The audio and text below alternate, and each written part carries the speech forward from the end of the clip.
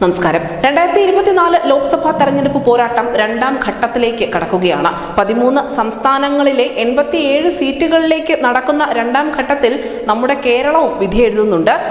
അതേസമയം തന്നെ 2019 ഈ 87 സീറ്റുകളിൽ ഓരോ മുന്നണികളും നേടിയ എത്ര സീറ്റുകളായിരുന്നു എന്നത് സംബന്ധിച്ചുള്ള വിശദമായ ചർച്ചകൾ ദേശീയ തലത്തിൽ പുരോഗമിക്കുകയാണ്.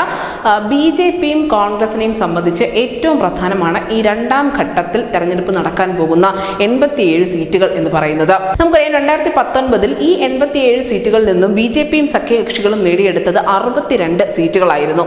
2019 തെരഞ്ഞെടുപ്പിൽ കോൺഗ്രസ് നേടിയ ആകെ 52 സീറ്റുകളിൽ 18 എണ്ണം അല്ലെങ്കിൽ ആ മുഴുവൻ കിട്ടിയ സീറ്റുകളുടെ 1/3 ഭാഗവും സമ്മാനിച്ചത് ഈ 87 സീറ്റുകൾ തന്നെയായിരുന്നു. നമുക്കറിയാം 2019 കേരളത്തിൽ 16 സീറ്റുകളിലാണ് കോൺഗ്രസ് തനിച്ച് മത്സരിച്ചത്. ഇതിൽ 15 എണ്ണത്തിൽ വിജയിച്ച് കയറാനും അവർക്ക് സാധിച്ചിട്ടുണ്ടായിരുന്നു. ലീഗും RSPയും കേരള കോൺഗ്രസും ഒക്കെ ഒപ്പം ചേർന്നപ്പോൾ UDF അവിടെ 19 സീറ്റുകൾ എന്നുള്ള ഒരു ചരിത്ര വിജയം സ്വന്തമാക്കുകയും ചെയ്തിരുന്നു. എന്നാൽ കേരളത്തിൽ BJPയെ സംബന്ധിച്ച് വളരെ നിരാശയായിരുന്നു. ഫലം വന്നവർക്ക് ഒരു സീറ്റ് പോലും നേടാൻ സാധിച്ചിരുന്നില്ല. എന്നാൽ ബാക്കിയുള്ള 67 സീറ്റുകളിൽ 52 എണ്ണവും BJPക്ക് സ്വന്തമാക്കാൻ സാധിച്ചിരുന്നു. സഖ്യകക്ഷികളാവട്ടെ 10 സീറ്റുകൾ നേടിയിരുന്നു. അങ്ങനെയാണ് 62 എന്നുള്ള ഒരു സംഖ്യ ഈ 87 സീറ്റുകളിൽ നിന്നും നേടിയെടുക്കാൻ BJPക്ക് സാധിച്ചത്. എന്തായാലും BJP പിന്തുണച്ച 2 സ്വതന്ത്രരടക്കം ആ സമയത്ത് വിജയിച്ചിട്ടുണ്ടായിരുന്നു.